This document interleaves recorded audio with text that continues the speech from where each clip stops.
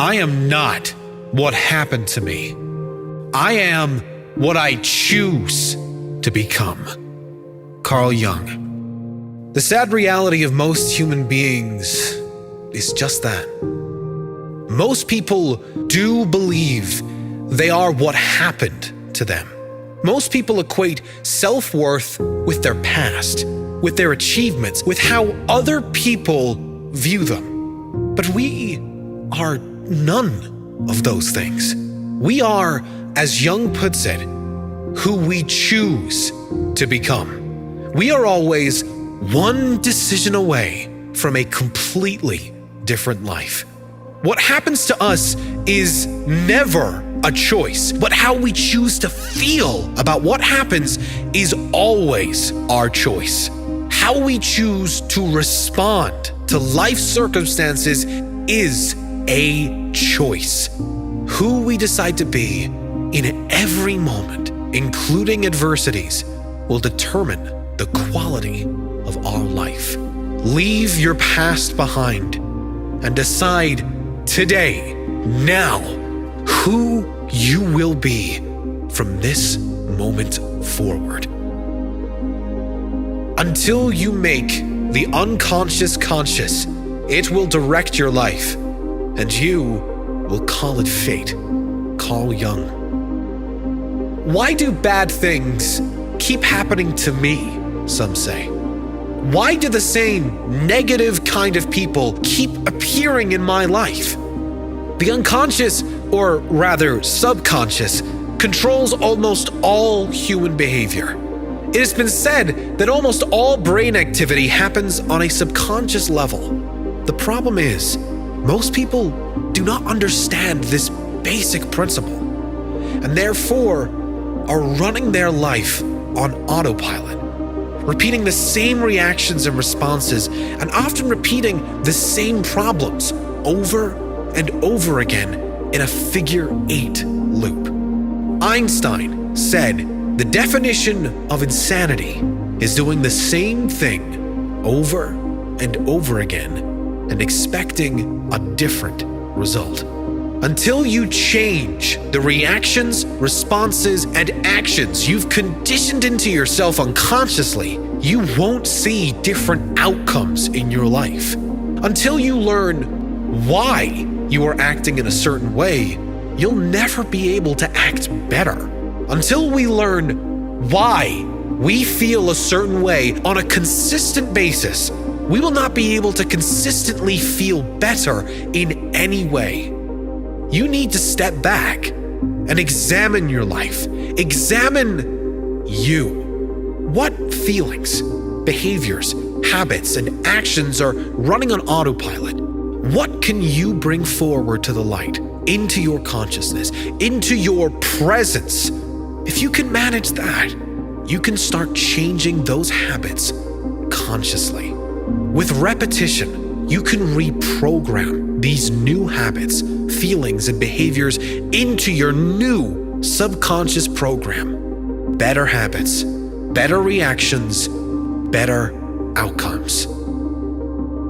As far as we can discern, the sole purpose of human existence is to kindle a light in the darkness of mere being. Even a happy life cannot be without a measure of darkness, and the word happy would lose its meaning if it were not balanced by sadness.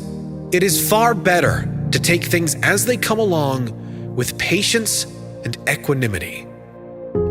The least of things with a meaning is worth more in life than the greatest of things without it. Carl Jung. Without the contrast of sadness, happiness does not exist. Without dark, there is no light. A happy life, then, is not one without sadness or misery or failures or problems. A happy life, a full life, is a life with meaning. If you had in your possession every penny on earth and all the material possessions you desire, it would still give you no guarantees of happiness and certainly no meaning. You don't need things, money, or possessions to have meaning. But meaning does make for a rich life. With meaning and purpose in your life, you can face the inevitable challenges of life without fear. With meaning and purpose in your life, you can let go of the past because there is always a brighter future to work toward, to believe in tomorrow. Meaning and purpose give you reason to get up in the morning, enthusiasm to go about your day, purpose for living. Kindle a light in the darkness of your being. Discover who you are.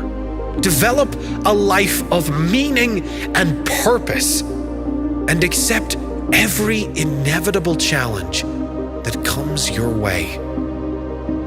It all depends on how we look at things, and not how they are in themselves. Carl Jung. Whatever happens in your life is not reality, but rather your interpretation of it. Let me repeat. Whatever happens is not reality, but your interpretation of reality. On one of your best days, a challenge appears, and you deal with it with presence, with confidence, with competence. Then, the challenge disappears, perhaps even turns into a blessing, a new understanding. On one of your worst days, the same challenge appears. You react angrily, unconsciously. The challenge turns into a bigger issue, a larger problem, and consequently affects your life and others in a much bigger, not so pleasant way. What happened? It was the same challenge. It depends how you look at it. We've all experienced moments like this. Problems that escalated due to our reaction. Challenges that disappeared due to our reaction. It is not how things are, but how we see them.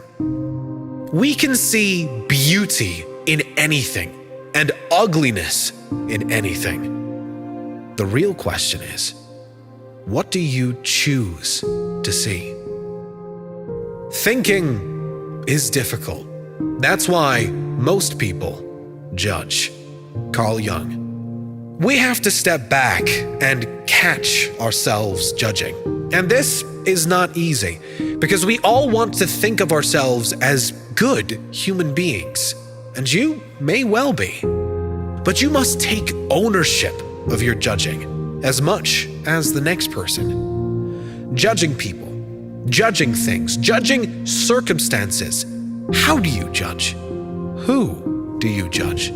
Has there ever been a moment in your life where you've judged a person or a situation and then realized you were completely wrong? I think we've all had this experience. We should never judge a person or a situation where there are no facts.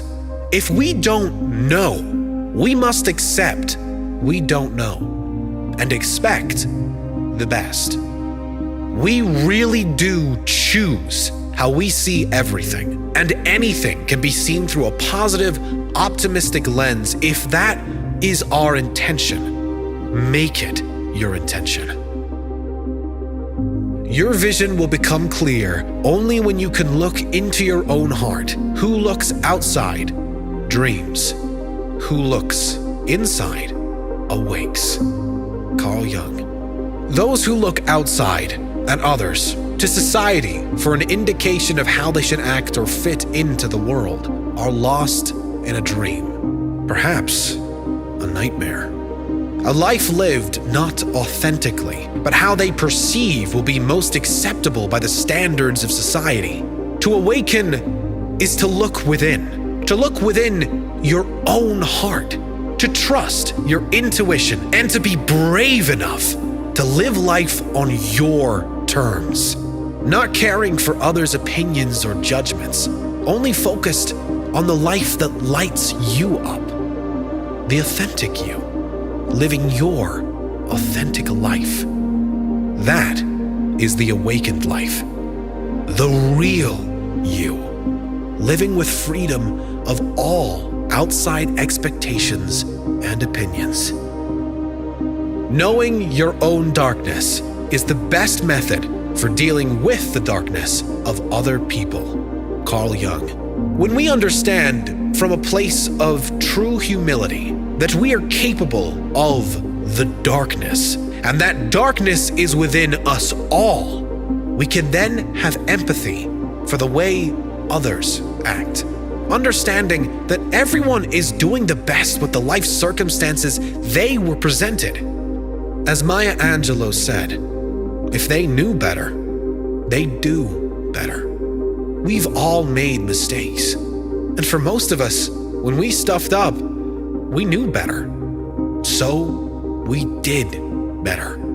We no longer wanted to hurt others or ourselves through our behavior. We learned the lesson and we moved on. For most people, the darkness doesn't hang around for long, but it should give us some compassion for others, knowing that even we have made mistakes. No one is perfect. And perhaps with the same life circumstances, we would not do any better than the other.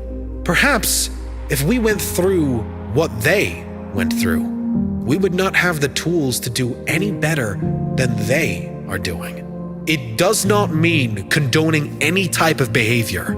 It is understanding that no baby was born evil or with bad intentions.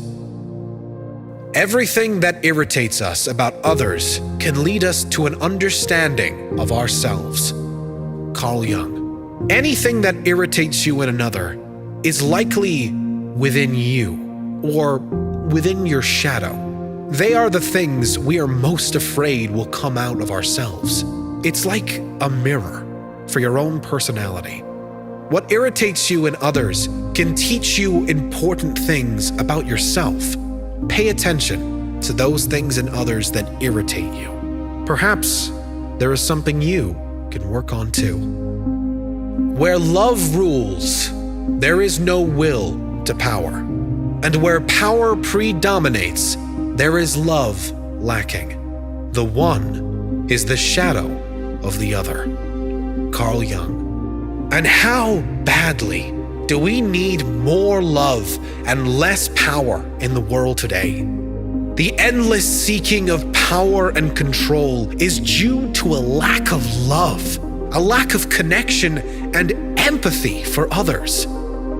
Ask yourself how you can let go of your own need for power and control, even a little, and how you can bring more love, compassion, understanding, and giving in your own world. We cannot change anything until we accept it. Condemnation does not liberate, it oppresses.